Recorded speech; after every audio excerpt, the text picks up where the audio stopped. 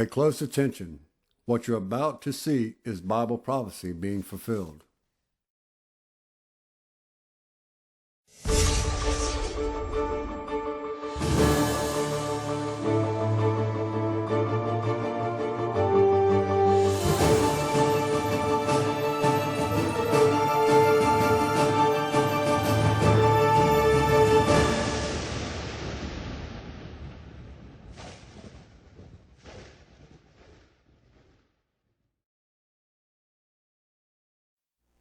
Welcome to another edition of YPN News, bringing you news as it relates to Bible prophecy and foretold by Yisrael Hawkins. Well, we have a lot of information regarding COVID-19 in the news, as it still is and continues to be in the news for quite some time. But everybody was rushing to get hand sanitizers, and they were flying off the shelf faster than they could be restocked. But the FDA is actually recalling quite a few of those because they're saying, hey, these don't have the ingredients that they say they're in, and a lot of people are getting sick, and some people are even dying as a result. We're going to take a look at some of the latest updates on COVID-19. In fact, doctors are finding out that there are some long-term results or lingering effects of COVID-19 that are affecting people. They're actually classifying it as long haulers. And then we're going to talk a little bit about the tit-for-tat that is taking place between both the Chinese and U.S. consulates and them expelling the country's members from those areas in a very short period of time. But first, we're going to ask you just how safe do you think your hand sanitizer is? Well, the FDA is recalling 75 brands of hand sanitizers, warning that products may be making people sick and even causing death if ingested. Well, doctors in Arizona and New Mexico are raising the alarm after at least 11 people died and 30 were hospitalized after contaminated hand sanitizer, many people drinking it in hope of getting a buzz. Well, those 75 products from Mexico that the FDA is investigating say that the products claim to contain ethanol, but instead tested positive for methanol, which is a wood alcohol, which they said could be toxic when absorbed through the skin, and that's the primary place you put those hand sanitizers, and also deadly if consumed. Yikes. Well, a CBS contributor said that when COVID-19 came along, a lot of trusted hand sanitizers went off the shelves fast, so we just used what we could get our hands on, and what we could get is a lot of foreign-made products which do not have quality ingredients.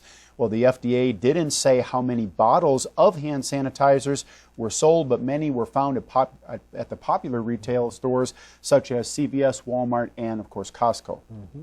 Well, the WHO said that 10,000 more children are dying each month as hunger linked to the coronavirus outbreaks ravages conflict-ridden populations across the world, as the director of the World Food Program warned the UN Security Council.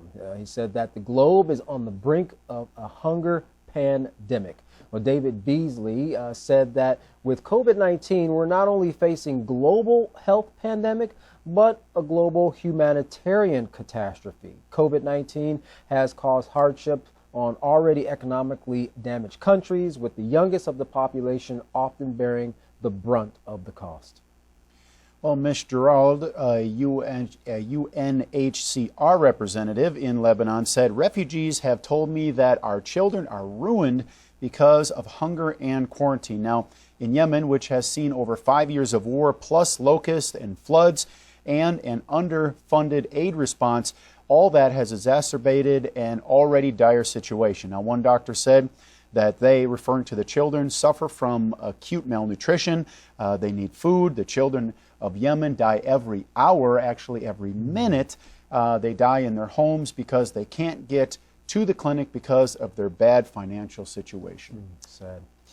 Well, the number of children that suffer from wasting, which can permanently damage children, is nearly up 7 million from last year. The UN and other agencies have called for at least $2.4 billion to address hunger, but those calls are running into roadblocks as other countries around the world are dealing with their own problems caused by the coronavirus pandemic.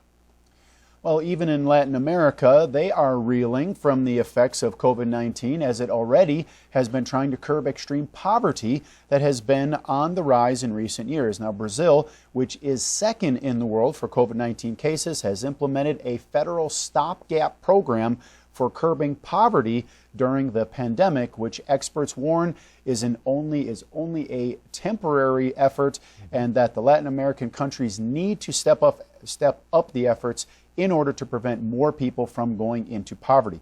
Now, David Beasley, the director of the World Food Program, said that over 11 million people are marching towards the brink of starvation in Latin America.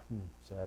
Well, he continued, that's why we must act, and we must act now, or we'll have political destabilization, mass migration, economic deterioration, supply chain disruption, and many more people will starve in addition to COVID itself. The World Food Program said that many of those who will go hungry in Latin America make up what they call the informal sector of the population. And in Mexico, the informal sector employees make up half of the country's workforce, and that as COVID-19 and poverty increases, we could see as many as 10 million Mexicans suffering from even greater poverty. Well, Colombia became the latest Latin American country to announce containment measures in their country after passing 9,000 cases. There, the Colombian president said in an address, preventative mandatory isolation. And I think he was also saying that that's going to end up continuing till August 30th. So they're going to continue their preventative measures because the numbers are rising there as well. Well, Russia is facing a huge environmental disaster as some 20 tons of diesel fuel spilled from a tank at a power plant near Norilsk. The streams in the eastern Siberia area turned blood red as the fuel oozed from the leaking tank. The streams make their way into a river that flows into the lake and ultimately into the Arctic Ocean. Initial efforts to control the damage failed, and a state of emergency was eventually declared. Right, which is going to have a huge effect on the aquatic life there in those huge bodies of water, even though it might be somewhat diluted, as we'll talk about what they're going to do with some nuclear waste, still going to affect the life in the seas. That's right. Well, President Putin was not pleased with the response time as he spoke to local officials, saying, "What do you mean you finished your report of the situation? What's going to be done? You're the governor. Wait a second. In your opinion, what happened and why did the authorities only learn about it after 2 days? Are we going to learn about emergency situations through social media now? Are you in your right mind over there?" Well, apparently he feels there needs to be a lot more oversight and accountability in regards to these types of environmental disasters. Well, the faulty tank may have been built on soil that subsided with the warming of the underlying permafrost. The impact on the region isn't known yet, but the containment and cleanup will be difficult because of the rough terrain. Environmental experts say the cleanup could take years and cost upwards of $150 million. Wow. Well, Japan is in the news as it contemplates how to handle its abundance of radioactive waste that has been piled into the Fukushima power plants in the hopes to continue to keep the 3 cores that were damaged and went into the meltdown caused by the earthquake and subsequent tsunami. Now, the country's environmental minister suggested draining the excess water into the sea to be diluted, as we were just talking about. But the country's chief cabinet secretary said that that's only the environmental minister's opinion, and the government has not decided on what it will do. But the debate has been going on for over a year. So here you have the diesel spill, and that's just, it's relatively small considering, but now you add to that the radioactive waste going in there, and you see, like, here the waste from this is going in here this way, so it's all going to add up. Oh yeah, and it's a little bit scary because they've been trying to keep those cores stable since 2012, and they're basically trying to keep them cool, and so they're creating a lot more wastewater than they normally would. And the scary thing is, what are they going to do with it? They're running out of capacity, and they're really considering dumping it into the sea, and eventually that's going to affect, like you said earlier, the aquatic life, but many people get their living out of the sea as well. They depend on those fish to eat and also take it to the market. So we'll see how that affects the sea life and how it affects mankind as well. But right now we're going to talk a little bit more about radioactive nuclear storage, and a little bit about these the rising cases of COVID-19 and what they're calling these long haulers, people who are suffering from long-term illnesses, effects of the COVID-19, and what they're going through. Larry, what do you have for us? Despite the large-scale carnage and turmoil being caused by the present affliction and the impending disaster of those troubles experts see soon approaching, the plague to end all plagues will be the all-out nuclear war, which some harbingers are warning of, and which indeed appear inevitable due to the raging hostilities among the world's many religions. The byproducts produced in the making of the world's most destructive weapons are just as dangerous as the weapons themselves, as can be seen from examples like the nuclear coffin. Have a look at this video that shows it. Located in the middle of the Pacific Ocean, over 6,000 miles from the continental United States, is a massive and dangerous vault with some of the most contaminated radioactive material on Earth. The tomb on Ruined Island, as it's often called, contains the debris of 43 nuclear bomb tests conducted by the U.S. on the Inuiatak Atoll of the Marshall Islands, as well as 130 tons of radioactive soil shipped from the Nevada test site. Already, cracks can be seen on top of the dome, and chunks of broken concrete rest in black water, accumulating at its base. As sea levels rise, the entire tomb now threatens to crumble into the ocean. The head of the UN is concerned that a so-called nuclear coffin in the Marshall Islands is leaking into the Pacific. UN Secretary General Antonio Guterres is touring the South Pacific to raise awareness of climate change issues and saying he's concerned that the concrete dome built in the 70s to try to contain waste from an atomic bomb test site may be leaking now. Radioactive ash from the tests was poured into a crater. He said the crater was never lined, though, leading to fears the waste may be just seeping into the ocean. Due to the rampage and the virulent march of the coronavirus across the globe, customary coffins are in short supply as the numbers of those newly infected continue to increase among populations of people who are severely co-infected due to immoral lifestyles.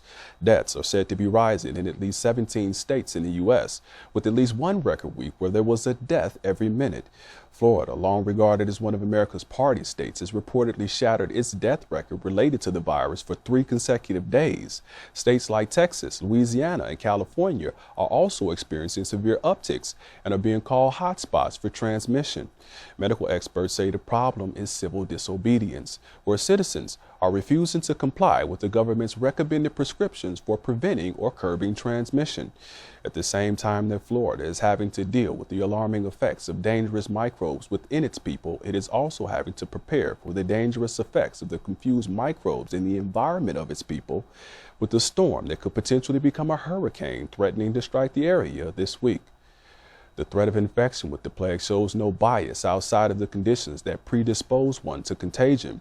The rich are being infected as much as the poor, and those with high-ranking professions just as much as the average Joe. Officials are now observing that those burdened with the affliction are proceeding through their infection in months, and they have begun using the term long haulers to describe the phenomenon. Doctors say the term is meant to speak to the chronic symptoms that those suffering from the blow experience, which include fever, aches, and chills surfacing over the course of time. That, however, is about as much as they know at present, and at this point, they are still scrambling to figure things out through research. For YPN News, I'm Larry McGee. Katan Jeff, back to you. I guess the thing, the term long haulers, because of the extended time, months, as Larry just mentioned, that the symptoms persist, and really some have gone through that long time and then actually succumbed to death at the end of it, not being healed or getting better from that COVID-19 virus. Well, in the latest move against China, the U.S. has decided to expel the 60 Chinese diplomats and their families from the Houston, Texas consulate. Now, employees of the Chinese consulate there could be seen burning documents as their deadline to leave approaches. Mike Pompeo said on the situation, commenting, he actually spoke on it, commenting, "We are setting out clear expectations for how the Communist Chinese Party is going to behave. And when they don't, we're going to take actions that protect the American people. We'll protect our security, our national security, and also protect our economy and jobs." Officials in Beijing condemned the move even before the U.S. officially made the announcement. Wang Wenbin, Chinese Foreign Ministry spokesperson, said this is international sabotage to bilateral relations and is extremely outrageous. China strongly condemns it and urges the U.S. side to withdraw its decision. Otherwise, China will definitely, he said, take necessary and legitimate response. Well, the Trump administration has termed this expulsion as punishment for some of China's recent actions, and some of those actions by China include imposing tariffs on Hong Kong, claiming the South China Sea as its own, which we've talked much about. That's a very contested area right now in the world, and Beijing's failure to warn everyone about the COVID-19 before the virus outbreak turned into a global pandemic, which China's still getting the blame, even though we know it didn't start there. They're the ones that are getting the blame for that, and the U.S. is saying, you should have warned us, warned the world ahead of time. That's right. Well, China responded to this closure by announcing they will be closing the U.S. consulate in the country's southwest province. Officials from both sides are accusing each other of being in the wrong. A spokesman for China's foreign ministry said the responsibility for the latest escalation lies entirely with the U.S., and he accuses the Trump administration of violating international law. Now, Wang Wenbin continued, the premises of the Chinese Consulate General and national property of China are the national property of China. According to the Vienna Convention on Consular Relations and the China-U.S. Consular Treaty, the U.S. cannot invade the premises of China's U.S. Consulate General in Houston in any way. Now, China expresses strong dissatisfaction and firm opposition into the intrusion into the Chinese Consulate General in Houston. So, sounds like they're concerned that the U.S. is going to go in that building there, that China that does belong to China, and do whatever they're going to do. But the foreign ministry spokesperson there is reminding them of the treaties that prohibit such action. Yeah, well, the U.S. has made some pretty bold moves in regards to China in their own neck of the woods, so they probably have no doubt that they would do it on their own land. Right. Well, the Americans had 72 hours to vacate the property after the Chinese government announced it was revoking its license. Workers at the consulate for the United States in China could be seen removing signs and lowering the U.S. flag as moving trucks entered the property, all being done under heavy police presence surrounding the building. Well, a spokesperson for the U.S. State Department, Morgan Ortagus, said the directive to close China's Consulate General Houston was made to protect American intellectual property and the private information of its citizens. Well, in a recent speech, Secretary of State Mike Pompeo called for the world to come together and put pressure on Beijing, saying, the kind of engagement that we've been pursuing has not brought the kind of change inside of China that President Nixon had hoped to induce. The truth is, our policies and those of other free nations resurrected China's failing economy only to see Beijing bite the international hands that were feeding it.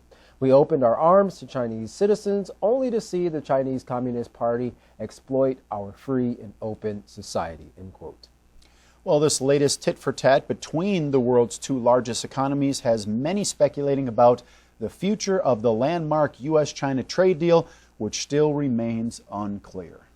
Interesting. Well, China isn't the only country that has serious issues with the American government. Iran is carrying out military drills in the Strait of Hormuz. During the drills, the IRGC was said to have fired a missile from a helicopter at a full-scale model of the U.S. aircraft carrier. Many from the West are saying this is why they view Tehran as a persistent threat for potentially deadly conflict. Iran's supreme leader has promised retaliation against the U.S. for the assassination of their top commander, General Qasem Soleimani, back in January.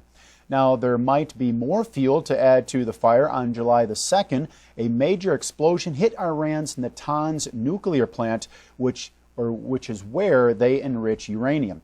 Now, there were no reports of casualties or leaks of radioactive material from the facility, but the cause of the explosion is unclear. Now, some believe it could be an act of sabotage by the Israeli government. another enemy of Iran's and, of course, a friend to the U.S. So far, the investigation of the explosion has ruled out the use of any external objects, such as a missile fired into the plant. So that leads one to question, was there a breach of security through the means of a cyber attack? If indeed that is the case, Iran will need to make an announcement of whom they think is behind it. Some speculate in that scenario it could be, as we just said, Israel or even the U.S. Now, you've heard the Iran supreme leader say there that he vowed retaliation. He wants to get the retaliation for the death of their general. Right. U.S. and Israel are clearly on one side, Iran on the other. They're practicing these drills there. All of this is just stirring up hatred, more hatred between the nations. We see U.S. and China are already in a tough situation now, expelling the consulates there in both countries. So that's another door being closed. It seems like all the steps are being taken. These countries are escalating themselves into what we know and what Yisrael Hawkins has been teaching is going to be a nuclear war. Oh, yes, especially with the fact of all those things culminating and in the minds of a lot of the citizens, many of the citizens in the world, and I'm sure it's in the mind of many of the leaders of the world, that this looks like a hopeless situation. And so with all of these other countries kind of being pressured or stepped on by Big Brother United States, well, they're going to join forces and kind of push back, as many of them have, not only with war, the threats of war or preemptive strikes, but economically as well. And we know that the United States has also made it pretty clear that they don't want anything interfering with the flow of money in regards to, the U.S. economy. So like you said, all these things are building up and it is leading to war, and it'll be interesting to see how all of this unfolds in the upcoming months. Right, and as the sides of war are being drawn, then you can add to it the diseases that mankind is now facing with the COVID-19 affecting many countries very heavily right now. And then the famines, like we've talked about in Yemen and other parts, millions of people experiencing the food shortages, which, that disruption from the food supply, the food chain, but, all these things showing Bible prophecy being fulfilled. If you would like to learn more about what you can do to protect yourself and your family, don't delay. Contact the House of Yahweh today. When you do, don't forget to request your free copy of the Prophetic Word magazine and monthly newsletter. You're going to be very enlightened with the information you find inside. Here's how. To contact the House of Yahweh, you can write them at the House of Yahweh, P.O. Box 2498, Abilene, Texas 79604. You can call them at 1-800-613-9494. Visit them on any of their websites by going to Yahweh.com, YisraelHawkins.com, and Yahweh'sBranch.com. You can visit our website by going to YPNnews.com. You can also email the House of Yahweh at info@yahweh.com. For all other calls outside of the United States, please dial the number on your screen. And of course, don't forget the free online resource to aid you in the study of the Holy Scriptures. That's the Yisrael Says program and the Ask Yisrael program, available 24 hours a day, 7 days a week. You can find those by going to YisraelSays.com and AskYisrael.com. Well, don't go anywhere. Up next is another exciting message from Yisrael Hawkins explaining Bible prophecy and exactly just who is going to be affected from this coronavirus. From all of us here at YPN News, I'm Jeffrey Heimerman. And I'm Katan Alexander. Thanks for watching.